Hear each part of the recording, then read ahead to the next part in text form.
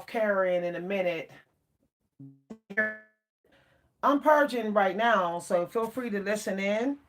Okay, you'll hear all kind of sounds with me moving stuff around and getting organized. This is a good day to create a real good office space and start up some new businesses. Grinding some work.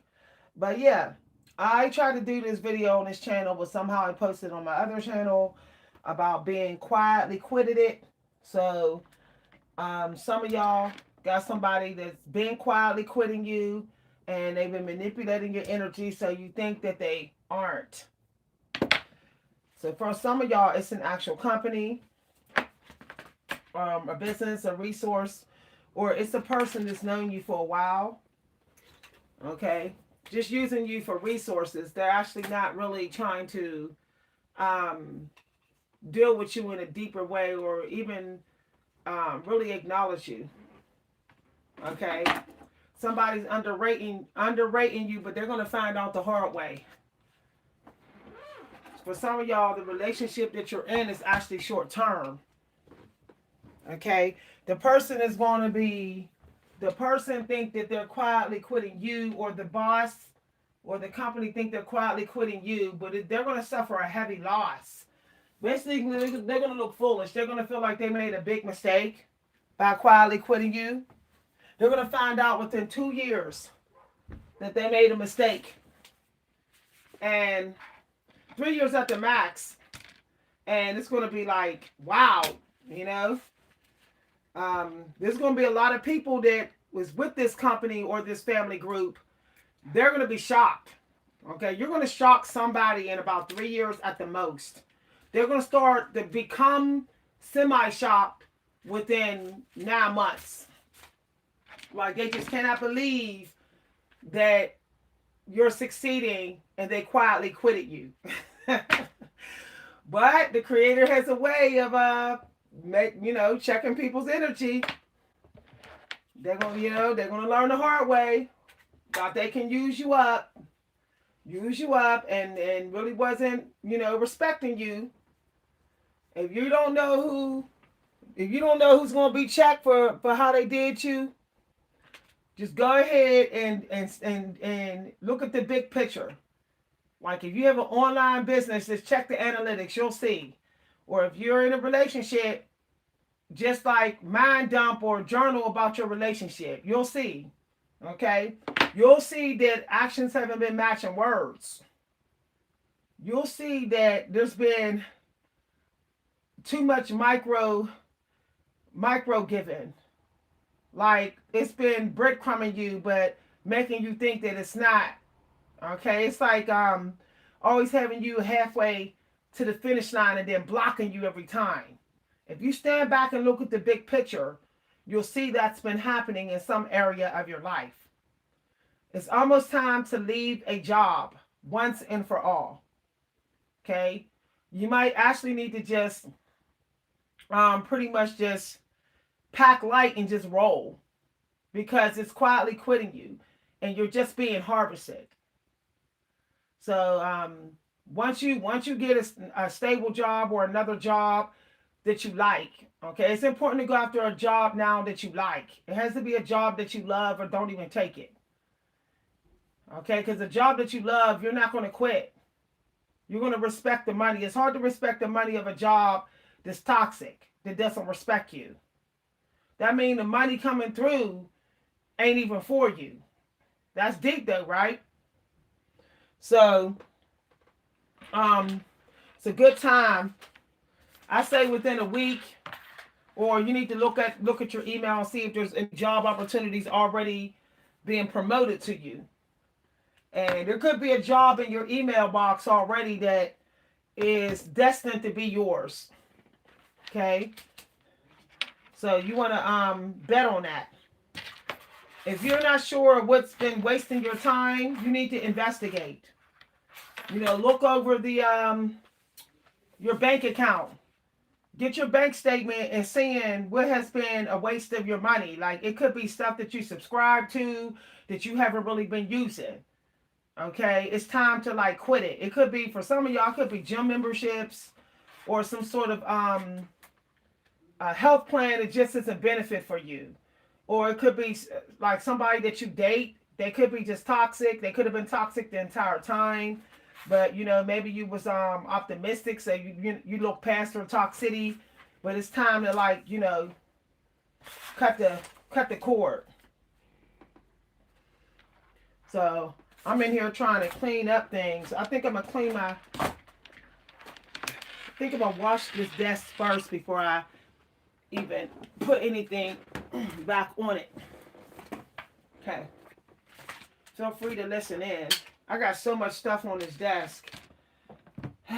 But, you know, when you're trying to achieve and be successful, it's not about the environment being perfect. Because you should be able to still do your work even if you was working in a garbage can. If your mission is that important, you do it regardless. Okay? But you do need space around you, you know, where you can walk comfortably. Your energy's not so blocked. The path just needs to be clear. So I think I'm gonna move this here, this box here. This box and this stuff out of here. Because I feel like one thing I learned is, like, don't have dead people's energy in the path. Because you're, like, kind of inviting them in. And so, like, pictures of dead people, their stuff needs to get out of your energy. That's what I'm doing here. All this is the past. The past needs to be put away. The past should not be in the path of the future. It's, you know, its season has passed. Oh, this is falling. Don't tell me that fell. All right. Yeah, enjoy the sounds, y'all. I know some of y'all like ASMR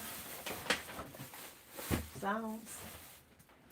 I thought I was doing a good thing when I put all this hair product over here, but I guess I wasn't.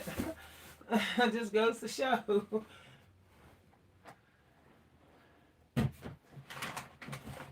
I really thought I was doing something when I put this. What is this? Oh, gosh.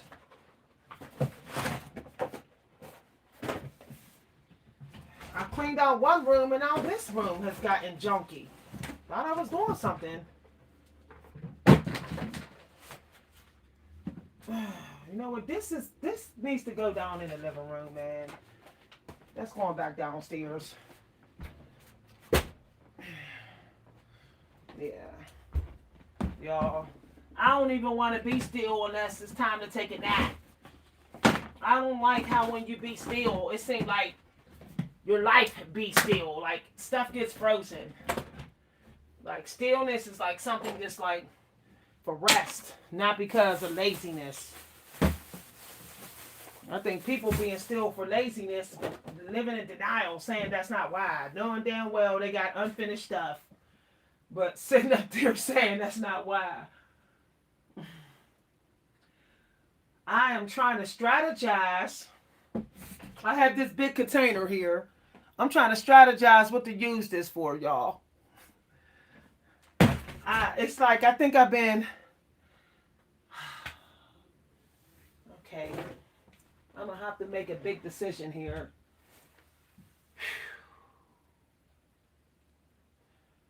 Okay. Because I feel like... Okay, I got it. This goes under that. Under. Okay, that could go under that. Because I'm not really using... This is old stuff. Okay. You know you got too much stuff when you sitting up there trying to strategize what to go under what and what. All right. I'm just going to take all the beauty products and take them right back to the bedroom. Or put them in that container over there. I got to figure out what I'm going to use this container for. I think I need to use it for my art supplies because I have a lot of art stuff. See, y'all. Too much art stuff. Painting kit. I didn't even realize I didn't even realize I had all this going on. That, I mean, it didn't look like a lot when I was buying it. That just goes to show how you could just be tricked. Even though you're using the stuff, you just don't know, you know. Wow. Finally found my brush, y'all. Found my brush. Praise God. I was looking for that brush for who knows how long. I've been doing my braids like, oh, what happened to my brush? God, please bring me my brush back. Finally showed up.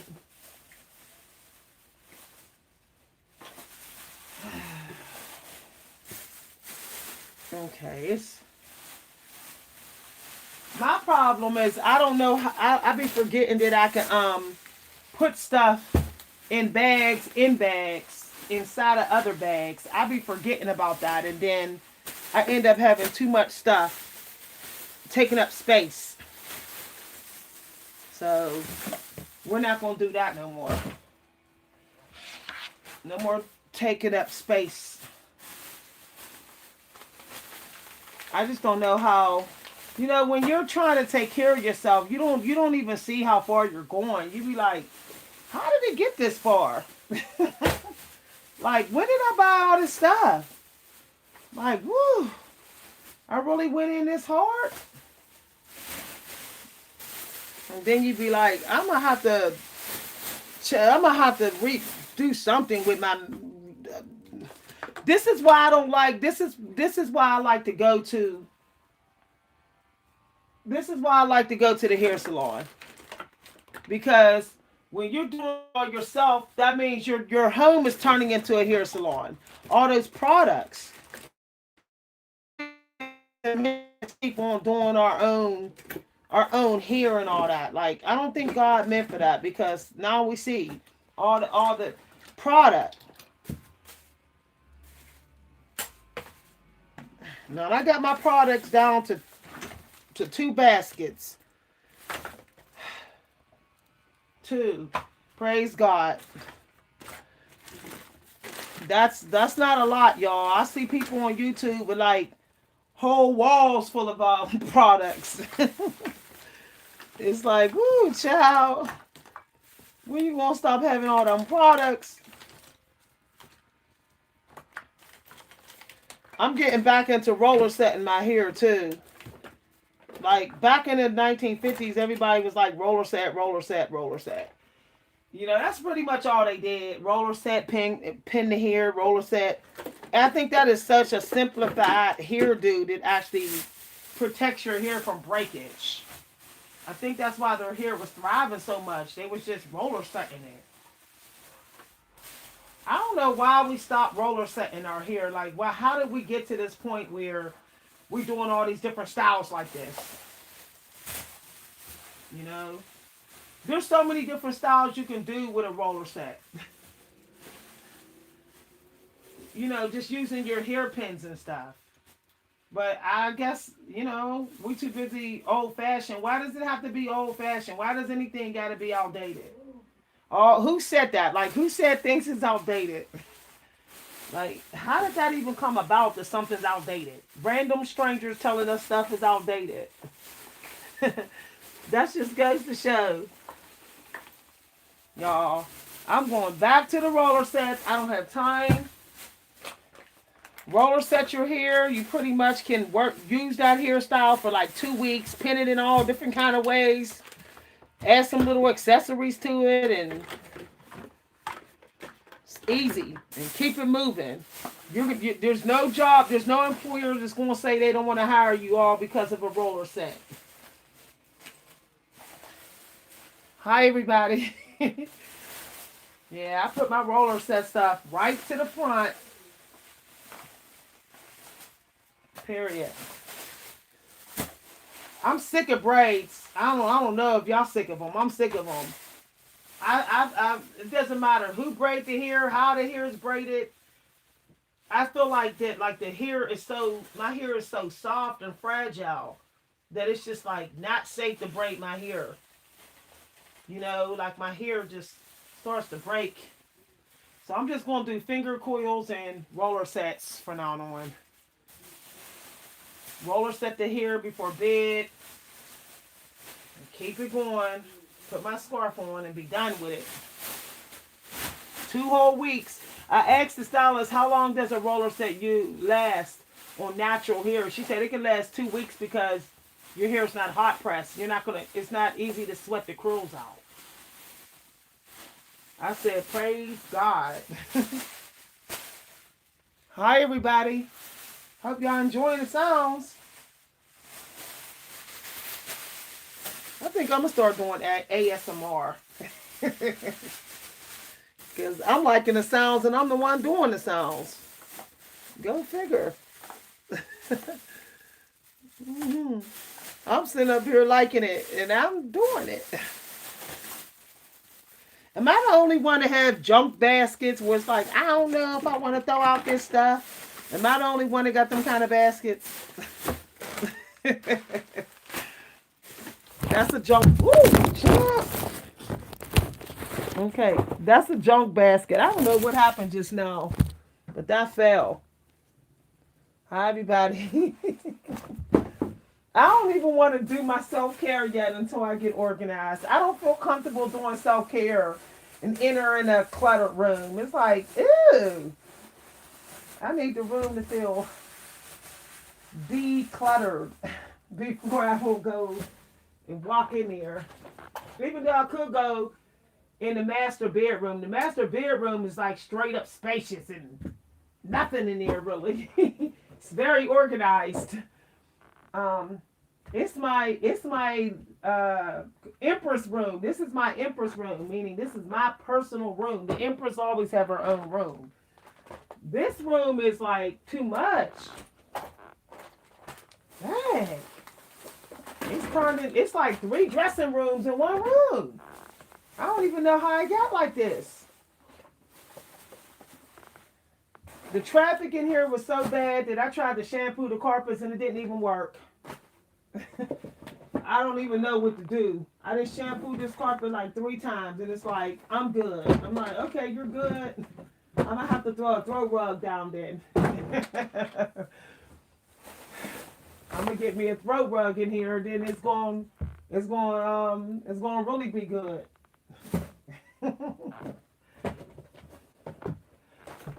This carpet in here fights back. You can shampoo this carpet 15, 20 times. It's like, no. I'm like, stop telling me no. You're getting clean. Hi, everybody. We got 7 people listening. I just did this little bag here. See? Y'all, I went back to using this. This is what I used to use to grow my hair back in the day when I had relaxed hair. But I believe it doesn't matter if your hair is relaxed. You know, it works. So I'm going to use this with my roller set. Because I used to use this with my roller sets back in the day. This is back in the 90s. This here. So I'm going to put that aside. It's in the same bag with my roller set stuff.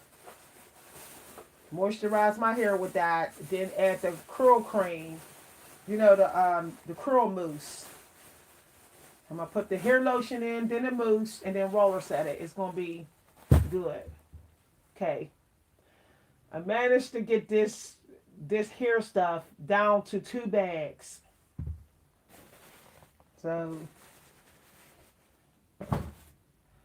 I'm so tired of, it's like every couple months this room needs reorganized. I don't know what happens in this room. That somehow it just, I don't know.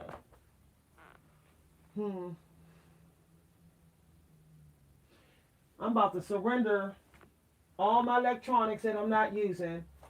What is the point? Like, I do love my keyboard though. We're going to keep the keyboard out. Look at my keyboard, y'all. It's the stuff. Okay. This is old school. See how the keyboards, the keys sound? Yeah, I like that typing sound. So we're gonna put the keyboard up there. Because when I type on that, I feel like a writer. I can hear myself. I can hear the keys. I don't like that the new keyboards, you can't hear no typing. It feels fake. Like, it's all good when you're like, it's all good. Wait a minute. This has to be over there, y'all. Look. I'll put my electric shaver with my beauty stuff. It's all good when, like, when you're just like somebody that just worked the keyboard. But when you're an actual writer writing books, that typing sound is everything. It just makes you feel like you're like a writer from the 1950s. It just feels so authentic. I'm going to show y'all what I'm dealing with. Look at this. I want y'all to see this with your own eyes. Look at this mess. Look. Look at this. This is what hell look like when you have too many electronics. So we're going to go ahead. We're going to go ahead and I done found 2 hair dryers in here. I don't even use hair dryers anymore. So why is this in here? Bye. So we're going to put all this here. I got this nice flat iron. I don't use flat irons anymore because every time somebody uses a flat iron on my hair, I get heat damage. It don't even matter if they use heat protected. I can still, when my hair reverts back to its natural curls, the curls are like stretched out and thinned out. It's like, no. So I stopped using flat irons on my natural hair, unless I could get somebody to flat iron my hair on a low setting just to stretch it so they can trim it. Maybe I'll have my daughter do that, just so it can, on a cooler setting so it don't get heat damage. But I don't even need to do it that way. I can have my hair blown out and have it trimmed. It don't need to be flat iron to trim. So I'm probably gonna get that flat iron to my niece because I ain't never going back, y'all. I got tired of smelling perms, re-perming every month, my new growth coming in every month, all that work. I find that relaxers are harder to take care of. Like, re-flat ironing the new growth, washing the hair, blow drying the hair, wrapping the hair at night and stuff, and just breaking out. It's like, no. You have to always worry if your hair is being fried when you flat ironing and curling. I don't have to worry about none of that when this hair is natural. I feel freedom from them relaxers. Hi, everybody. What we got here? Hi. Okay. I'm on the floor, y'all. Who here like the floor? Y'all better get down with the floor. I swear to goodness. In my next place I live in, because I'm damn sure not going to be living here old. No old person want to live in a 3-floor house. Who wants to do that with an attic too? My daughter ain't about living with me. She got a man, so woo, child. I ain't gonna be living here in my 60s. You can guarantee that. I ain't growing old in a 3-story home, breaking my neck trying to get up steps. But the day that I move out, I ain't buying no furniture. Everybody gonna have to get used to sitting on the floor. If I do get any furniture, it's gonna be a futon that I can just fold up and put against the wall. That's it. Throw a blanket over it, and the elder people can sit on the futon, but everybody else is gonna be sitting on pillows on the floor like the East Indian people do it. I think furniture is one of the biggest scams that America has taught us to do. The 70s taught us to like worship furniture. I don't like the 70s, even though I was around in the 70s. I find that the 70s was like low-key materialistic. Trying to act like it's all they were all about the parties. Meanwhile, back at the ranch, they had all that stuff at their house, all that stuff in their house. All that furniture and stuff. No. The furniture that they had in their house was like worth thousands and stuff.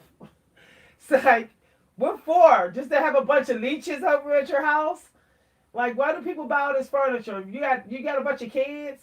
Even so, why don't you just have everybody like sit on the floor with their pillows and their blankets? I cannot stand the couch now, y'all. I cannot stand it. Like, I just sit on the couch. It doesn't matter whose couch. It'd be like, ugh, I can't do it no more.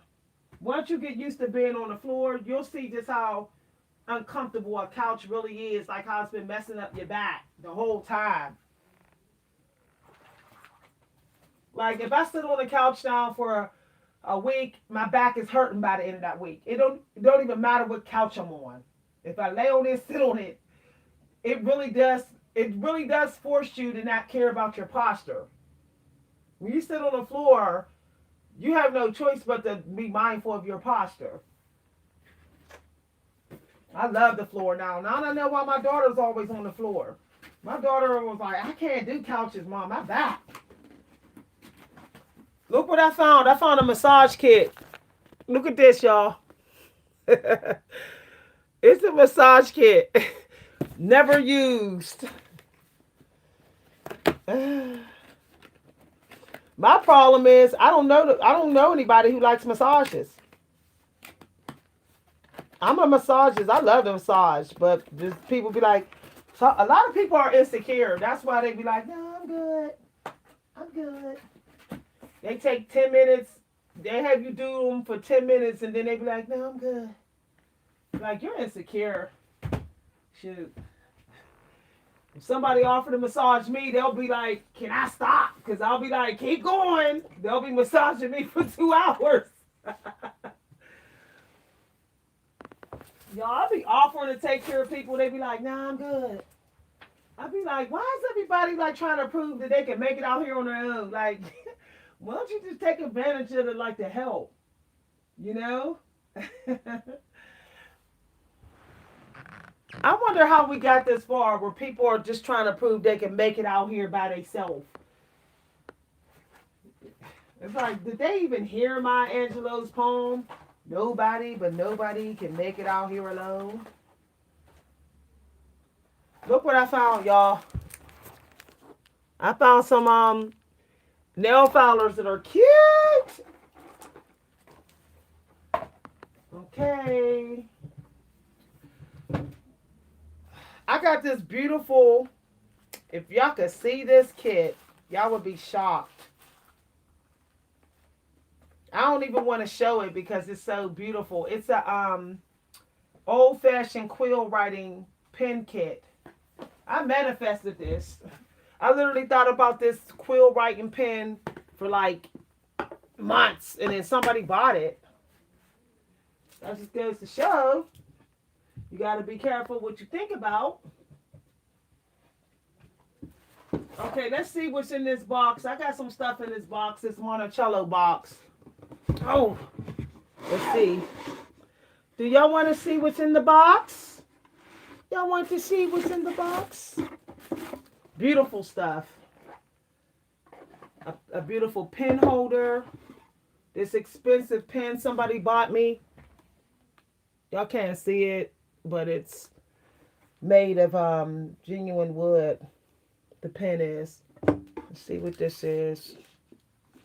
These fountain pens. So I got some beautiful journals in here. I think I'm going to go ahead and put all my pens in here. Have this be my... This is going to go over near my desk. So if anybody want to steal it, they want to rob me, they're going to have to make it to my desk and they'll be caught. Because they'll be caught. I'm going to get a lock on my Empress door. That way nobody can get in here if I'm not here. Like a lock, you know? That way, if I die, somebody gonna have to take the key off my keychain off my dead body to get in here. And if they could do that, that means they somebody that claimed my body.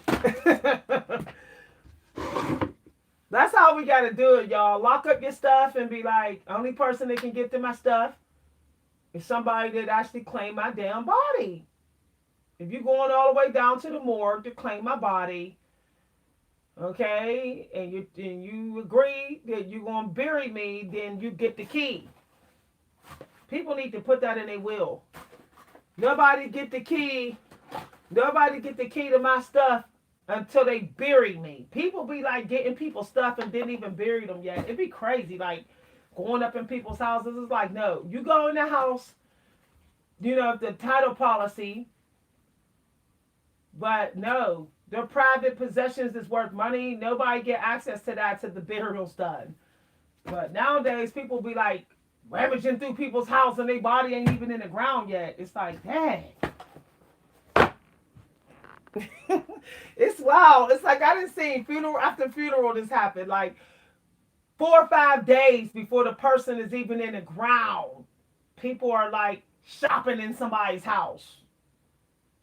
Like I was even shocked to see that at my mom's house. I was like, why is these people coming around 10 years, never seen, never heard of, this random brother that never came around, and he's coming here, like trying to get something out of my mom's house.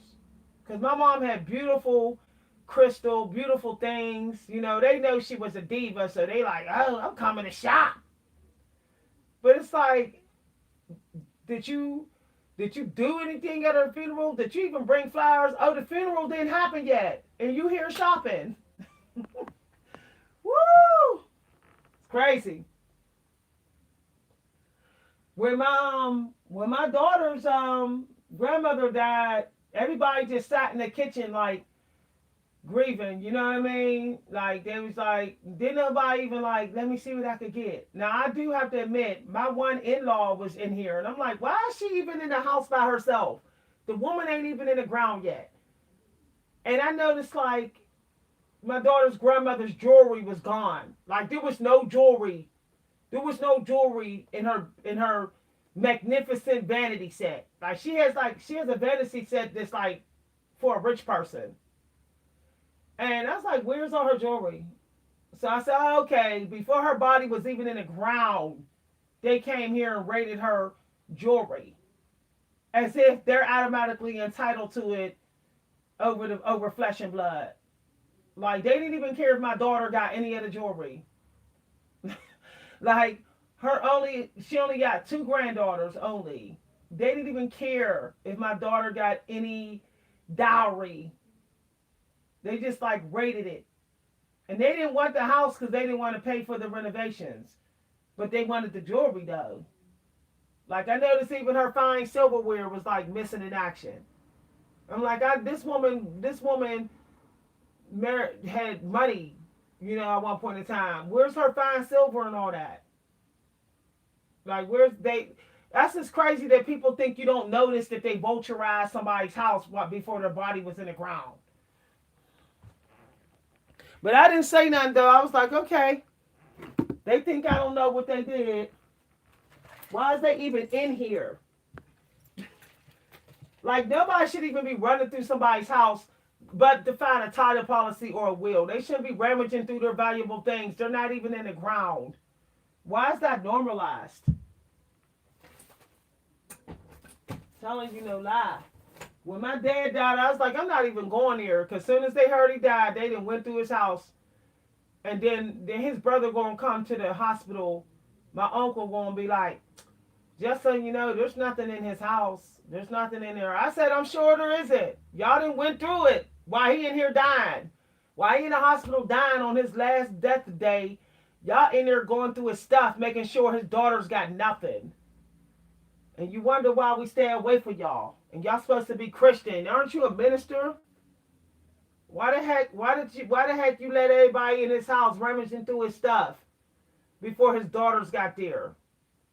We in here giving him his last rites, sending him off, homecoming, giving him a homecoming, helping him die. Y'all over there having a grand old time in his house. I said, guess what? We gonna still not talk to you. When he's in the ground, you still gonna be the uncle that we never want to know. How would you know there's nothing in there? Because you was in there.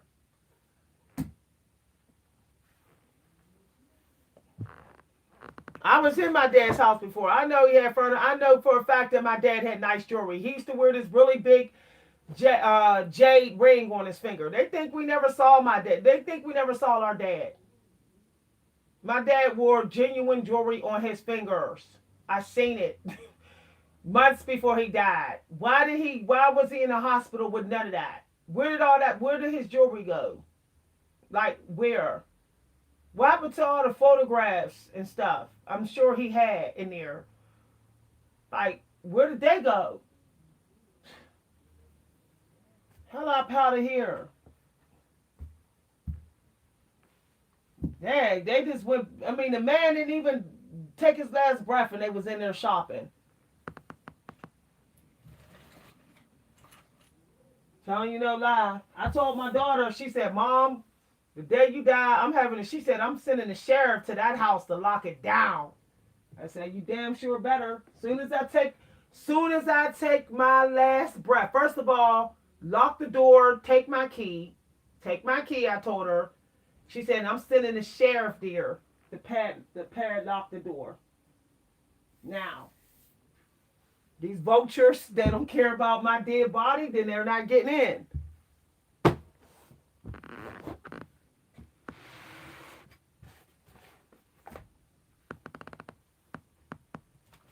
When you're somebody that like fine things, see, people see me on the channel and they see me in my flannels and my scarves and they just don't know I got some really nice shit. Like nice stuff. You know, my pens alone are like worth $200 each. Like when people buy me stuff, they buy me high quality stuff because they know the work that I do. And I it's like, no, ain't nobody gonna just come up in here and go buck wild like that. Just thinking about it. I don't even want to get into the books I didn't wrote. People will put a book together with my stuff and make money off of Amazon and don't even care about my dead body. It's like, no.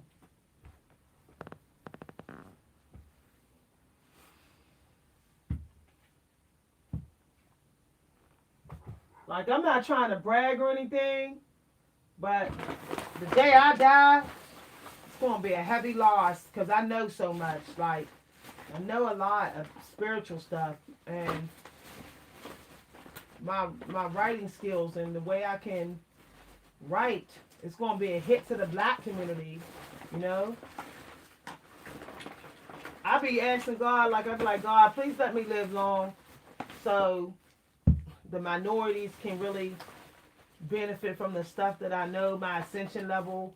You know, people that haven't climbed yet, they can really benefit. And people that want to learn, you know, and improve their writing skills, they can really benefit from me. You know what gets me is how in the African American community, talent is defined by how rich you got.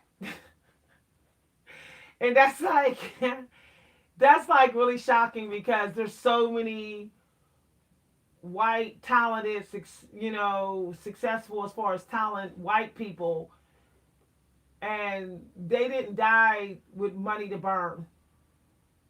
Like when you think of but yet the white people still celebrate them. They don't see them any less value because they didn't have money to burn. Like I wonder if I wonder if we had a lot of black people in the African American community that literally never showed that they had money to burn, would the black community still be supporting them?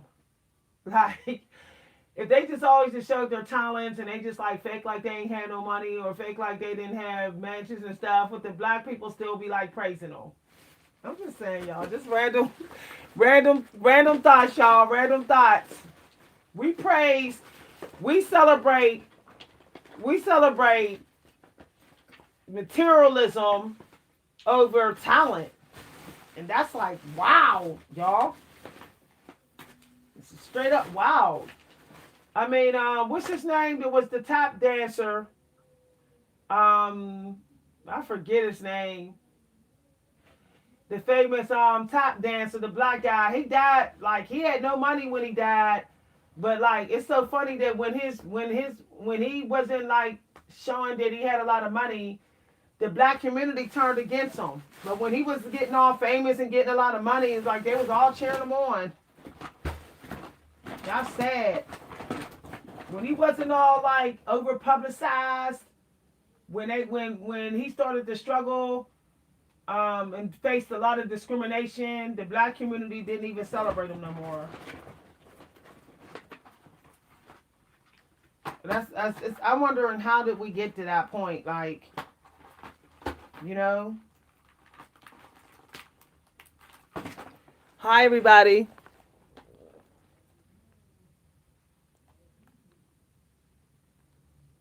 Somebody said you're going to outlive. I really hope. I'm telling you. Well, I was told that I am destined to be an old lady. Y'all, I really wanna pass on the things I know. You know, I want somebody to to I want to trust somebody with everything I know. It's so much I know. I don't even know what to do with it all. You know, about secrets, you know, spiritual secrets. You know, how to get locked in with God and just be permanently locked in. I know how to do that, y'all. You know, where you don't have to meditate no more. You then fully locked into the frequency that God chose for you. And you don't even have to meditate anymore. It's just like you don't even have to think deep. You don't like your meditation is like 30 seconds of meditation is like other people's 1 hour meditation. Like I know what that feels like, that feeling. There's a certain feeling in meditation that once you know that, you know, and you understand, it's like while everybody else is like going up in the mountains or going to yoga class with all these long meditations, you don't have to do that. It's like 30 seconds to you is like 2 hours. I want to teach people that, you know. I want people to reach that level of mastery. But it requires a whole lot of letting go. And people just refuse to let go. Like just refuse to let go of what they would consider to be safe. Martin Luther King had a very famous quote that kind of explains what I'm saying. And he was saying in his quote, people giving up their liberty for some sort of safety. And what he was talking about is the safety, the illusion of what they think is safe. What they think is a guaranteed safe. And really the only guaranteed safety is spiritual liberty. Like for real, y'all. Then when money is coming in slower, it won't feel like it's coming in slower. See? Like that worry and fear about money, that goes away because you have spiritual liberty wealth. So you know that you're taken care of, your basic needs are taken care of, so there's no blockage, there's no energy blockage. When your spiritual liberty is the only true freedom. There's no block energetically. So what you want has to come to you. You don't have to seek it out. It will come to you. It will just show up. And I know people say that I don't believe that. It really do. Because your spiritual liberty will always put you on a path where it will show up. See what I'm saying? But there's a lot of people who say they believe in the human spirit, but it's like they need endless confirmation. So it's like, why do you need so much confirmation if you know the liberty and freedom of the human spirit? If you've been proven, if God has shown you 1,000 times, what more do you need? Like, what more do you need to be at peace? When there's a limit, you know, where's the limit? Why not just like breathing and having food and clothes in a shelter? Why isn't that like peaceful? Why do anybody need anything more? You got legs, you can move, you can go outside. Why do you need anything more? Why is Paris better than where you live at? Like, what makes that place so special? People are burning it down over there right now. There's been all kind of wars. Why?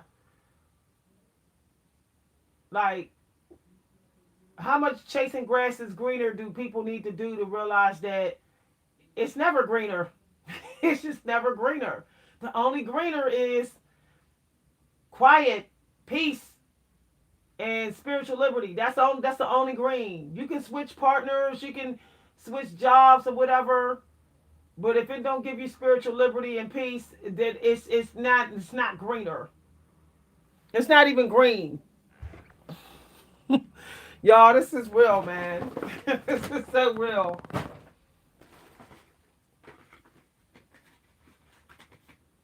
Like, for me, I just want more space. I want more room to breathe. That's what I want, more room to breathe. Some people grew up with a lot of space, so they don't even see the value in that. You know, I grew up in a 8-person home with a 2-bedroom apartment. Some people grew up in an 8-bedroom home with only 2 people living in here. They had plenty of space, plenty of room. I grew up in a very small community with one little playground and not much else going on, with this one little community center, just so small and tight that, like, how could you want product when you're just desperate for space? um so me and my sisters are always like, I want this. I want stuff out of my house. I want smaller group. I need space. While everyone around us is always like more. I want to shop. I want to do more. Go place more. You know, always the grass is always greener. We're like, no, we're good. We're good. We're good. Um, with me and my sisters, people often wonder, like, how do we get that? How do we have that type of acceptance type of energy, even though we're not living in Beverly Hills somewhere? Is because we've been around people who did, and it still felt crowded. We still felt crowded, you know. Um, so we learned the value of just relationships. The relationship connection is more important than what you got in your house, like stuff and shopping. I can remember getting like 3 things for Christmas and it being like the ultimate Christmas. Like um, a crayon coloring kit, you know, colored pencil kit, a book by Anne Rule, if I like true crime. I remember my mother got me Malcolm X's book when I was a teenager. She got me like a drawing kit and some perfume. That's like all I got for Christmas. But it seemed like a lot. You know, because the relationships I had with my siblings was so strong and powerful then.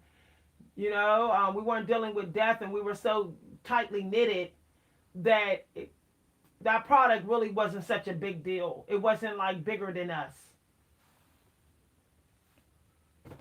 Family value is just lost now, and it's sad. Like, people just like, I'm cool by myself with my product. I'm like, really? That's gonna get old. Like, it's old. It gets old real quick. Got old with my daughter. My daughter was like, Mom, I'm done being grown and chasing money. My daughter's only in her 20s and said that. I said, now, that's sad when the 20-year-olds are learning it before they even 25, they already done and they running back to their family. Like, they're like, they got tired of it.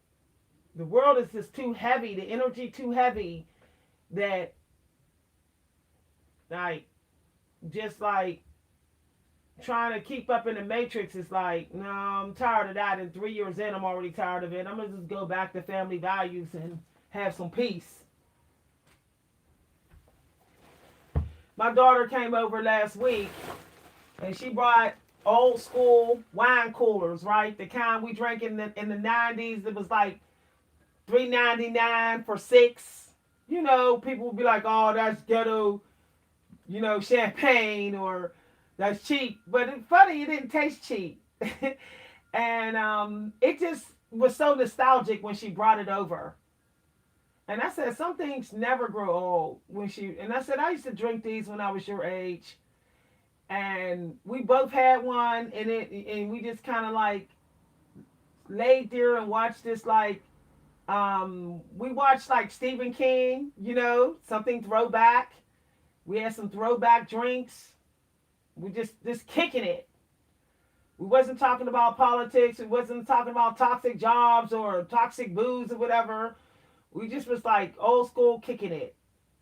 And I think that was what we both actually needed, because my daughter was all fired up and excited, texting me like, "Mom, let me know, I got you if you in trouble." I was like, "Yeah, it's okay. I'm all right. If you need me, if you going through something, come on by and stuff."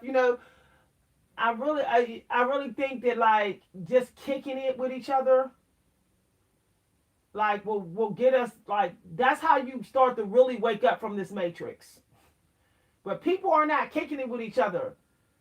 Everybody's just chasing a goal, some cheese, something they want to prove to other people. I'm going to prove to my family I can do it without them. I'm going to prove to my boo that I'm good without. It's like, where did we get to this point? Like back in the 90s, it was like, like Joe's song, "I gotta find me a girl." Now it's like, oh, you're simping if you feel that way. Oh, you're thirsty if you if you want to find somebody to kick it with. No, we're meant to find somebody to kick it with. That's how when you vibing with them, you're not worried about spending a lot of money. You're not worried about toxic politics. You're not even worried about toxic internet stuff. You're not thinking about porn. Like I think we need to go back to like thrifty relationships. Y'all know thrifty relationships. You go to the movies and you pack your own candy. You pack some snacks and some wine coolers and you go to the park and kick it. Like nobody's doing that anymore. Like everyone is just into like, glowing up at the park. Like everyone, when I go to the park, it's like everybody's hiking real hard, hiking real fast, Bluetooth's on. It's like, wow, that's the new type of zombie energy. Like self-absorbed zombie energy. And no one wants to admit this. That's still in the Matrix. Because if you ever watch the movie The Matrix, everyone was like robots just worried about going to their job and work and their own business all the time. In The Matrix, when you saw the people walking down the street, it's like you saw nobody like with individual things they like to do and not kicking it. We're still in it. Like nobody, a lot of people is not woke. They're saying they're woke, but then why are you in that individual robot energy, but still you're like following what everybody's doing? That's all just individually hyped by ourselves with Bluetooths on. Like let's all just always sit in the house with Netflix by ourselves.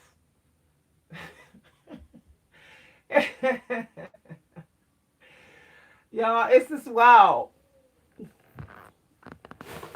Like, if everyone's protecting their energy, who is these toxic people that everyone's protecting their energy from?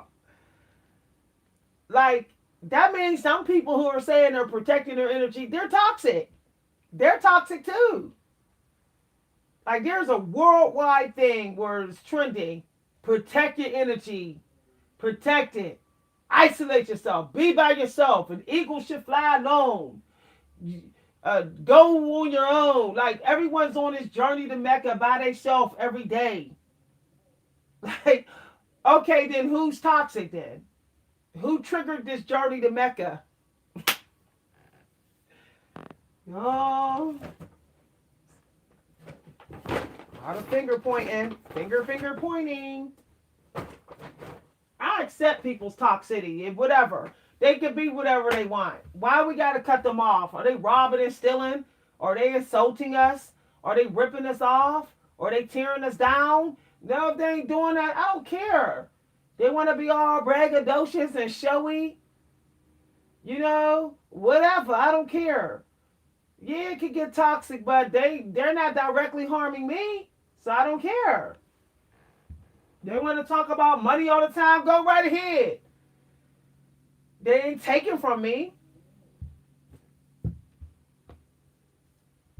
They want to see women, and they want to be like, oh yeah, I'm just all about sleeping around. I ain't about married. Okay, that's their belief. I'm not going to cut them off. They're not doing nothing to me. If they talking about abusing people, okay, then I'll cut them off. But just because they don't believe in marriage and I believe in marriage, and they want to sit up there and keep talking about, they don't believe in marriage, I'm not going to say they're toxic, they for the streets, they're fornicating, I'm cutting them off. It's like, no, like, we all have a moment where we sin a little bit, we do a little bit of things that God don't agree with. Some of us all do that one little bit, even overeating is still like sinning, gluttony. So it's like, I'm not cutting somebody off because I think that their sin is worse than my sin or something. That's like ridiculous. Long as it's not like criminalistic sin, I don't care.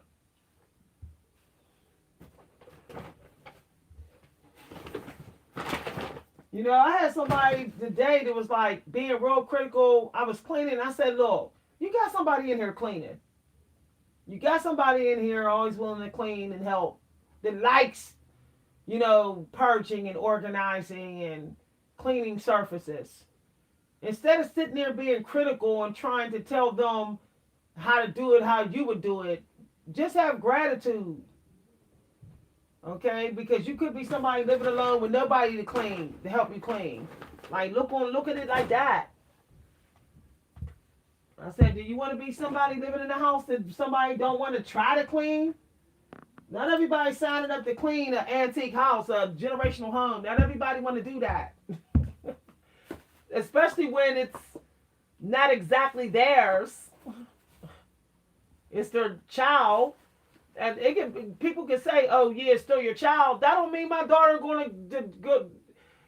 My daughter might decide in a few years to be like, I'm gonna go ahead and tear this down, put another home near, and there's nothing I can say. Yeah, I'm safeguarding her home right now, but that day gonna come where she gonna be like, Mom, I'm married and I'm having kids or whatever. So look, you need to go ahead up in a high rise somewhere so I can get my land. And I'm not going to argue with her about it because my season has passed. I should take my butt up in a high rise. One bedroom high rise so I can have some peace with my bones and not be climbing steps. I don't understand why middle-aged people complain about going in a high rise. Go up in a high rise where you belong. You know that big house is killing your back. You know that it's torture. You know that it's taking a toll on you. That's why a lot of baby boomers are bent and twisted and out of shape. They refuse to give up the houses. They refuse to give that house to their grandkids. Like, get your butt out of that house and go get you a high rise. Like, why are you still hanging on? Why are you still hanging on? You're like 70. Like, no. My daughter was talking about that. My daughter was like, my generation believe we're not even going to get no houses. Not her. She said that her friends don't believe they're not going to get the houses until their parents die. I said, that is literally ridiculous. Okay? Tell them to get their old grandmas out of there. Or move in with their grandmother and run the house, or put your grandma in a high rise. Give up the house. But I'm not talking bad about baby boomers, but I'm calling it what it is. They refuse to give up the land. They refuse to retire and be stoic like they're supposed to be. You know, live off their disability. They refuse because they still want to live above their means and they're all old. Like, why are you doing that? What do you need in your 70s? What else do you need? Nothing. You need your shelter, food and clothes, and your Medicaid and your AARP. That's what you need. Okay. And a grandkid to take you shopping sometime or take you outdoors sometime. That's it. You're done. Give up the land.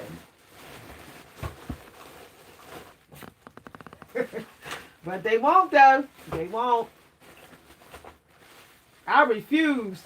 I refuse to be a 70-some-year-old woman holding on to some old land. It's like, child, if you don't take this land and let me go to the high rise.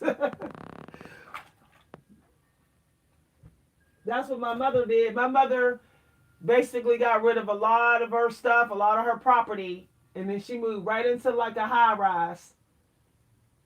She said, She was in the middle of giving away a lot of stuff in her high rise. She was like, I'm not living in a warehouse at my age. I said, Mom, you're funny. You know how a warehouse have a lot of stuff in it? She said, I'm not living in, basically she said she wasn't living in Walmart in her 70s.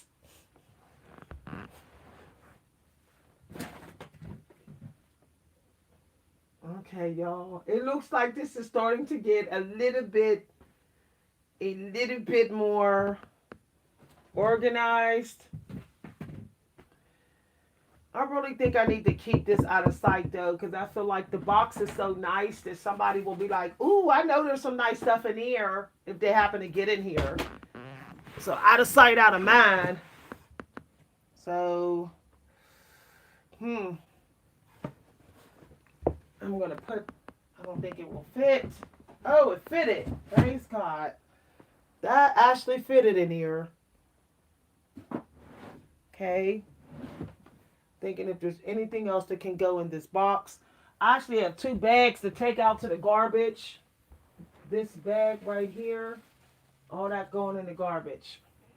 And then this room will be like not so heavy.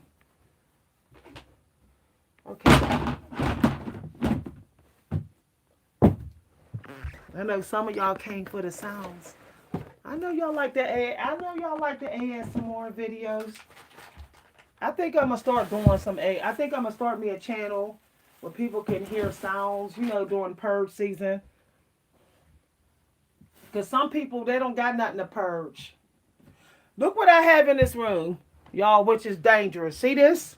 See this? This is dangerous. See? I don't know if y'all can see this. See that? I know y'all be like, what is that? This is coral. And this is very dangerous to have. I didn't know. You can see some of the coral on it. I didn't know when I got it from the beach that some of the coral that's on this. I'll explain to y'all in a minute why it's very dangerous to take stones with coral in it. Because coral is actually alive, y'all. It looks like it's not, but it is.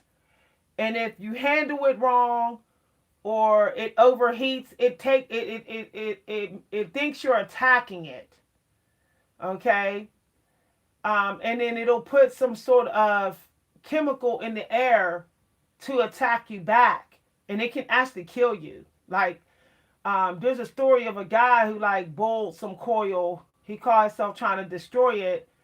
And it literally almost destroyed him. It literally purposely put fumes in the air to protect itself. But people will think, oh, that's just what it does because it's coral, but it's actually alive. And I noticed that I noticed that there is some like coral on here. You can see it, like the groovy coral. So what I've been doing is I've been like handling it gently and leaving it sit there, undisturbed. Only reason why I haven't gotten rid of it is because it's part of a project I'm doing, um, a piece I'm writing. So it's my muse, my muse for a piece I'm doing. So I'm kind of channeling the energy of that coral for my muse. But once I'm done, I'm gonna go ahead and put it in the water. Okay. I'm not gonna bull it. I'm not. I don't want to. I don't want it to hurt nobody. But there was a piece of it that was actually broke off, and I didn't know, and I was like, "Woo!" I didn't want it to put no fumes or something in the air. So I hope y'all know that when you touch coral in the ocean, you're touching a living thing, even if it's like a stone with coral. Sometimes coral can be, it can grow around ocean stone or shells. So just know you're still touching a living thing. That's deep. When I found that out, I was like shocked. Like, dang, it's like that. You never know what's alive in the ocean. That's why you have to be mindful. So I'm actually, I'm trying. I'll be trying to have it somewhere where my cats can't bite it or smack it around because I don't want to trigger it to go into attack mode.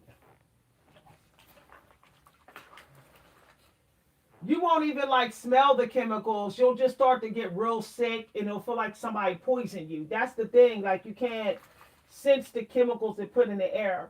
But it's actually a very harmless ocean creature. It just wants to protect itself. So if you treat it with respect, it won't attack you. This is why people can swim past coral and don't get attacked. As long as you don't attack it, it won't attack you.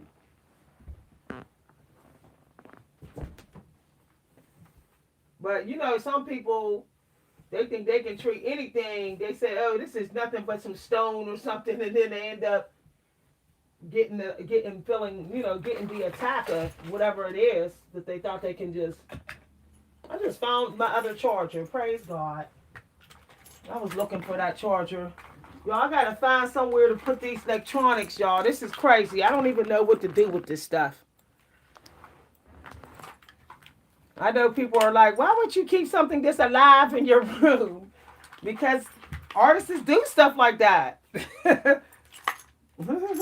when we're trying to use it for inspiration, but we have respect for it so it doesn't attack us.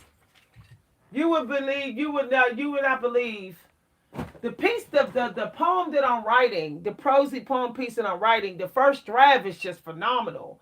Like I wrote, it was based upon a lesson in a workshop I got. In the first draft, the other writers in the group was like, "Did you just write that?" And I was like, "Yeah." And they were like, "Dang, like damn, girl." And I was like, "I'm not done with it." So there's the second half of the piece um I'm working on. You know, there's writers that worked on one poem for months. Poet Robert Haas, he worked on his Pulitzer Prize winning poetry collection for 10 years. Which means he probably worked on each poem for about a week or maybe longer. He might have let it sit for like 2 months and then went back and worked on it again, you know. But I really think that this poem is gonna, when I'm done with it, it might win it. It's probably most likely will win a prize, or at least a publisher will pick it up. So I ended up recording the process of me writing it because I felt like I had an out of body experience when I started the first stanza. I can feel, you know, like my muse was really with me. So I ended up pressing the screen recording button. So the good thing is I do have it recorded. I do have it documented. So if someone in the group decides to take it, it's like, hey, I have a recording.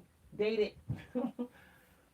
But they're all like, did you really just write this in the last 30 minutes? Like, wow. I was like, yeah.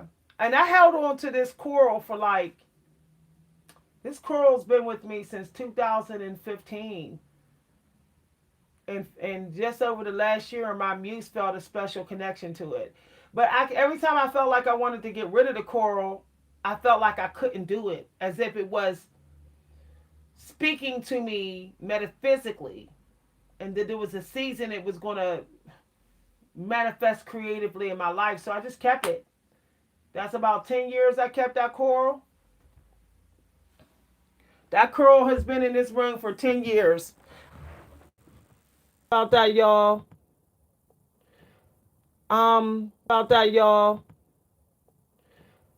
I'm still purging, so enjoy the sounds. Okay, I guess I'm gonna have to put this in. I know where to put these stuff. I'm gonna have to break, y'all. This is getting extra in here. I just can't believe the work that I got to do on this room. Damn. Woo! Y'all, this makes no damn sense. This is a candle warmer. I really do need to get a candle warmer.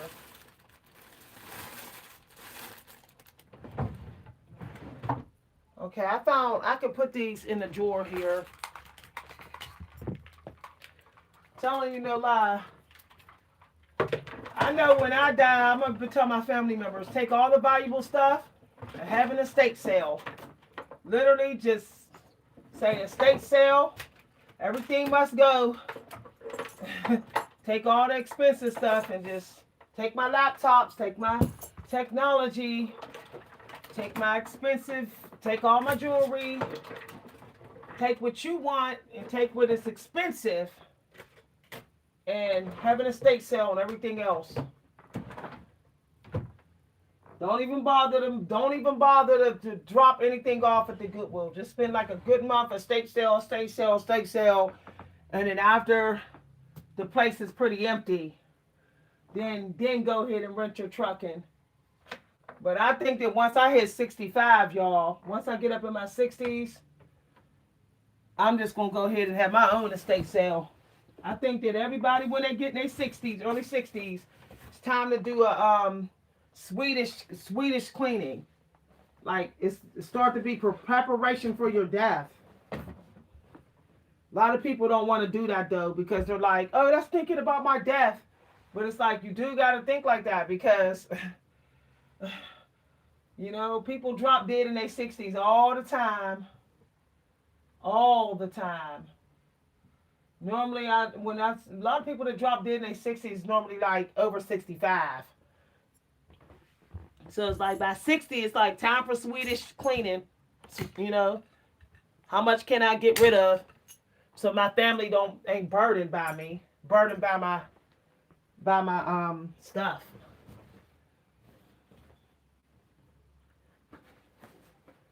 And I feel bad, y'all, sometimes when I be like, oh, throwing away books and stuff. Like, no, I don't feel comfortable with that.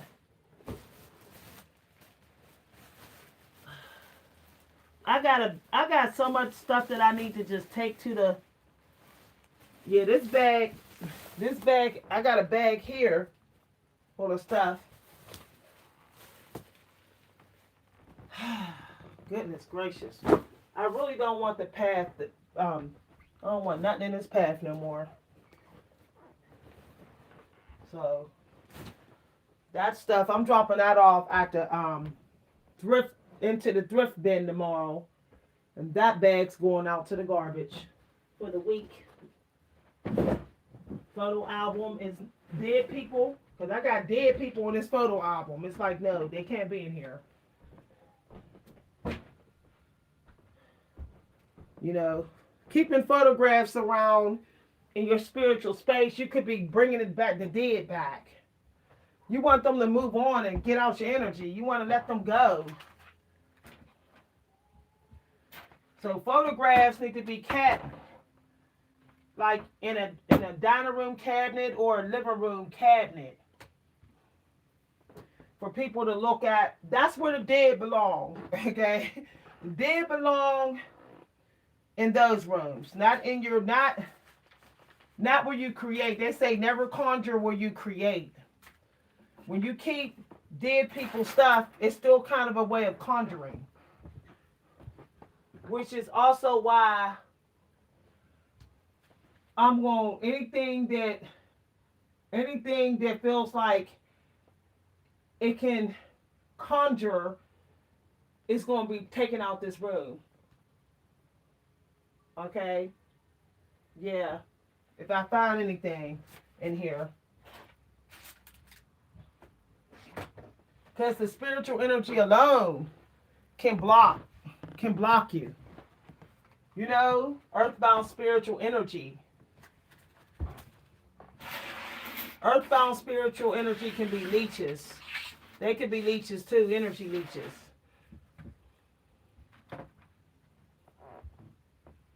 Okay. Why is this, y'all? I can't take it no more. Okay, let's just put that there, not on the desk. I'm having some progress finally. Take that stuff's coming out the room. Y'all, this is just like, wow.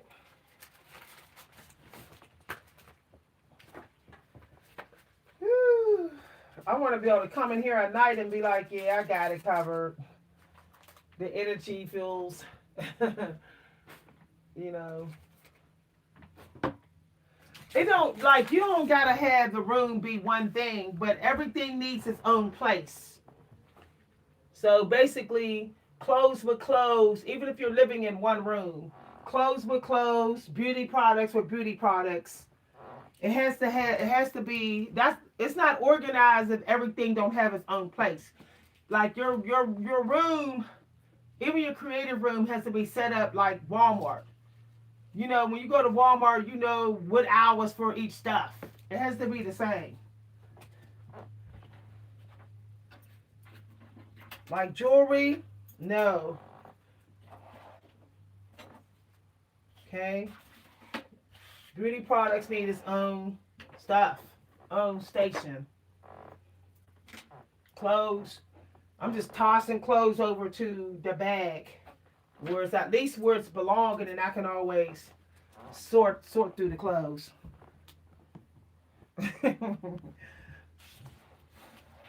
Okay, cords with cords.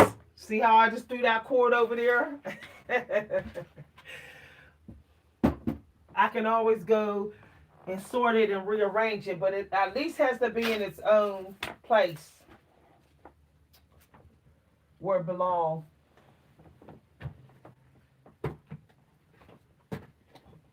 I have a ton of books I gotta drop off tomorrow too.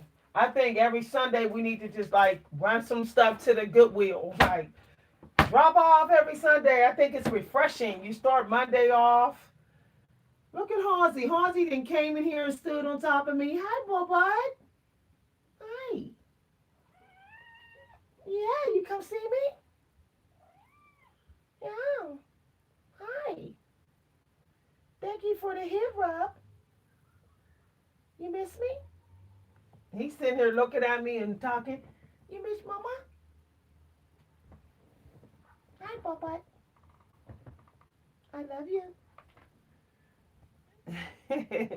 My cats are like, this woman loves me so much. Oh, yes, I do. Rub your little head. I love you. You want to get on video? You want everybody to see you? You want to come over video? Hi, Hans. Come video. Video's right here. See? Yes. Yes, your head. Yes, Bobot. Yeah, you get your little head rubbed. Y'all see him. Marcy, you gonna step over the video? Yeah.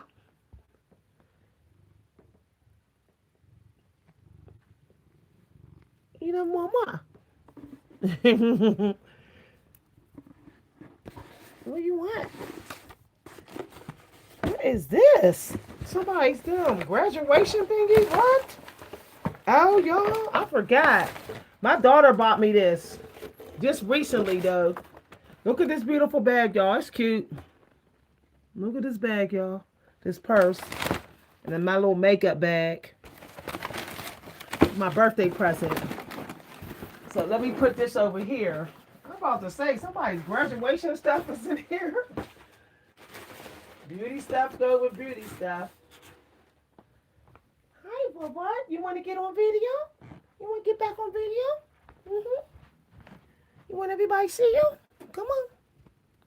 Yes, Mama love you. Look how much Hansi loves me, y'all. Now y'all get to see. He wants y'all to think that he's just bad. But Hansi's like, I love my mama. You love mommy? Mwah.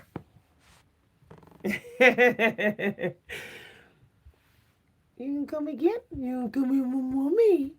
Yes, mama love you. I love you too, bye-bye.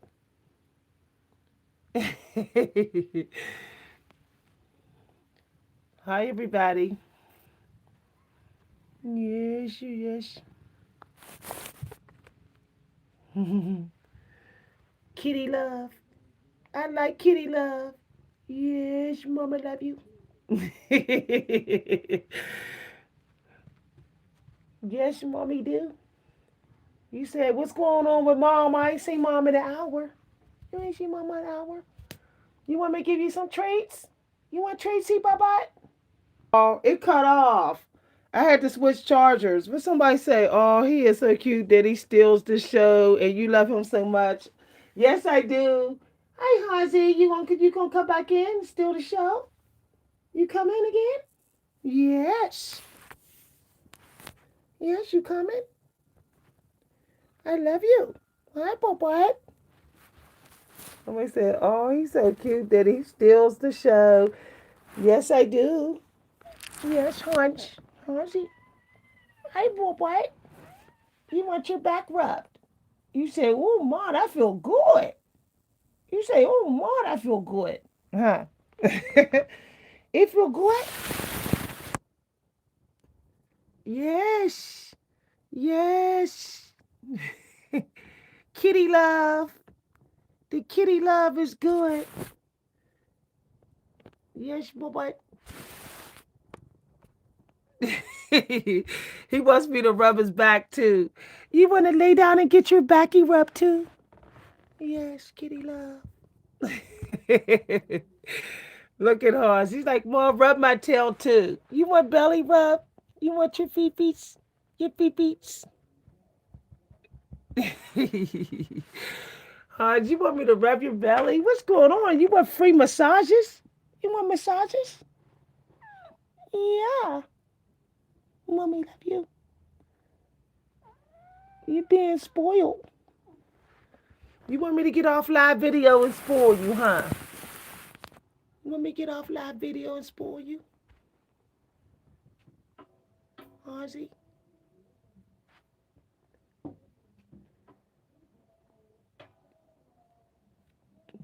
Love you. He's like, what's up, Ma? You want me to come down and give you treats? I think he's like, Mom, I want treats too. I got a massage. I checked up on you. He walked out, y'all. He said, I just wanted to see if you was okay.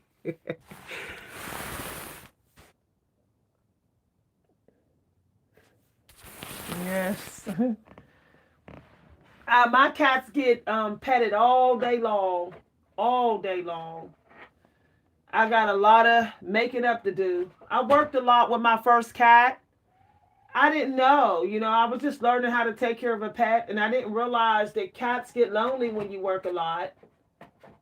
And I didn't understand his signals that he was tired of me working all the time.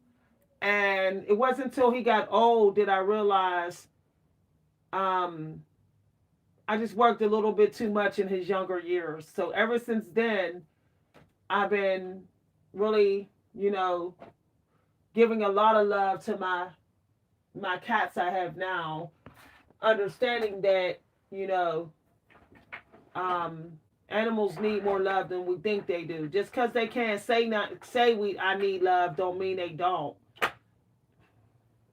Especially when they're aging. So I try to make my cats feel very loved, you know, every single day. You know, when they want some attention, I immediately give them attention. I never tell them to like wait. I would have to be doing something really important to be like, wait, you know. When you're young and you're human, you don't realize how important it is uh, to be loved. You know, as you get older, you be like, it everybody wants to be tremendously loved. Everything do. Like pets, you know, they do too. But some people, it takes for them to get over 40 to be like, to realize that. Even your kids, some of your kids are never going to realize that till they get older, you know? It's sad when you're living such a busy, hectic life, you don't realize the people around you been needing love from you. You don't realize you ain't been giving them the amount of love that you really should. So I make my family like the ultimate priority now. You know, like when my daughter visits, there's no phone allowed. You know, none. Only way I check a phone if an employer call. Other than that, it's like no.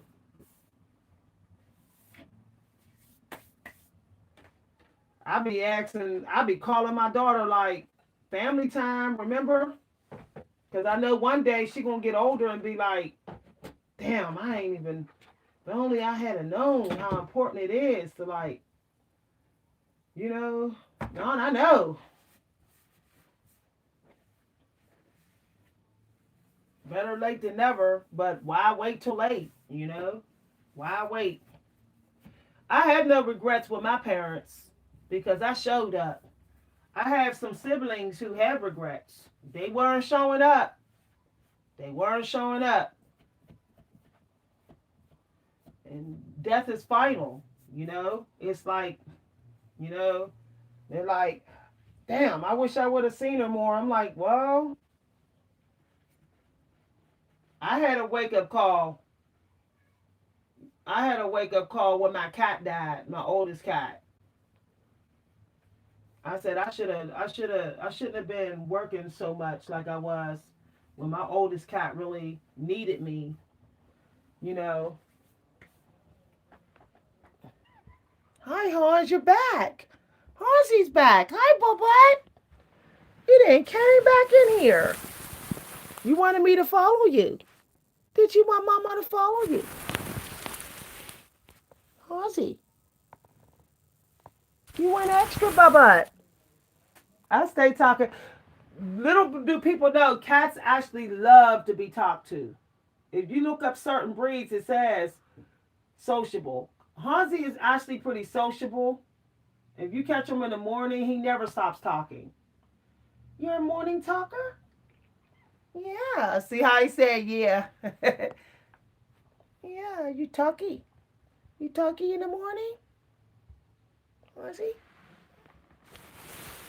You want me to? He keeps going for the door. He wants me to go down with his toys and his treats. I'm gonna get up in a minute, Trinity. I mean, I said Trinity.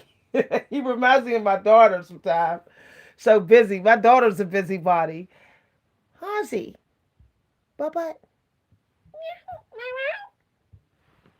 Hansi, you want me to go downstairs? He hates artificial light. He's like, I'm not looking at you, Mom, because that light is in my eyes. I've never seen a cat hate light so much. Hansi, like, I I think Hansi is chosen, y'all. I think he's chosen because he wakes up like I need my daylight, I need my fresh air. And he does not like light bulb light. He will literally side eye you and give you the most dirtiest look when you turn on the light bulb. Ozzy, you don't like light bulb light? That's why you don't want to look this way? Here.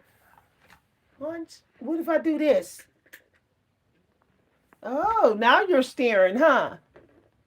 Yeah, you didn't like the light. It was hurting your eyes. Now he's coming over, y'all. He don't like the light. You don't like the light bulb light, but.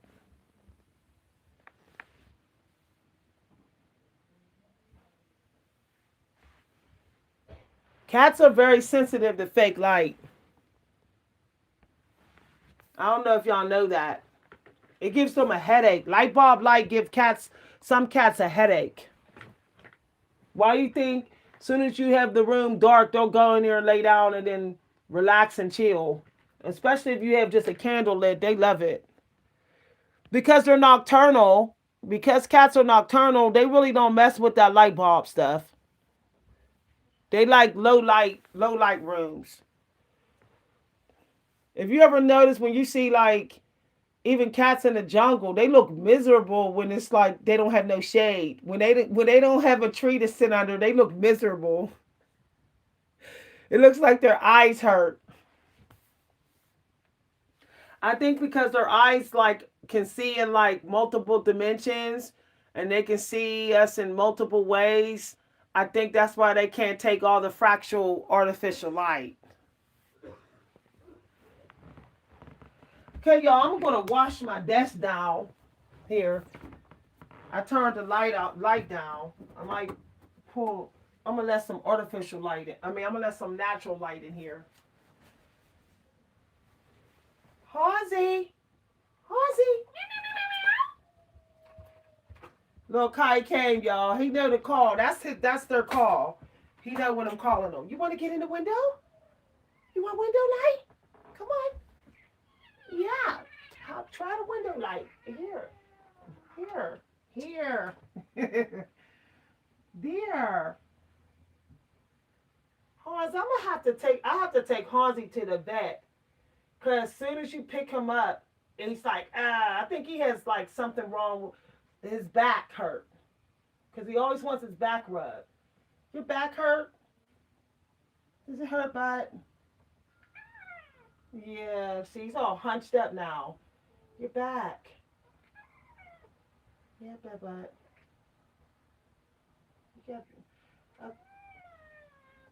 Yeah, you can't go outside, hon.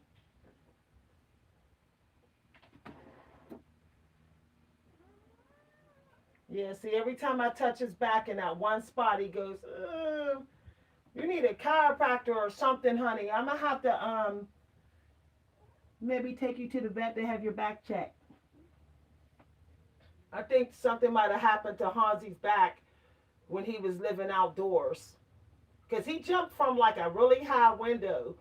So I think something might have happened. I don't know if he hit the ground when he jumped from the high window and came to my house to have me save his brother that lives with us too. I think he might have landed wrong. Because like in a certain spot that you touch on his back. See, hear him? It hurt there. It hurt there, Bubba. Your back. It's okay, honey. Okay, you want to rub your head to make it better? Come on. Yeah, come on. Ooh, see how he sounded? He went round when he jumped off the window like it hurt him. Okay, y'all, I gotta get ready to go. I gotta give Hansi some treats here. And I think I need to call a vet or take him to a physical so they can check his back. I think something's wrong. Like soon as you pick him up, it's not that he don't like to be picked up. It's almost like his back can't take the position of being picked up. And when he jumps out of windows, he screams as well. So I don't know if the impact of his feet hitting the ground with his back, it hurts his back. But something's not right with his back. I think he got a sore spot or something. All right, y'all. I'm going to go ahead and go. Thanks for listening, everybody. Bye.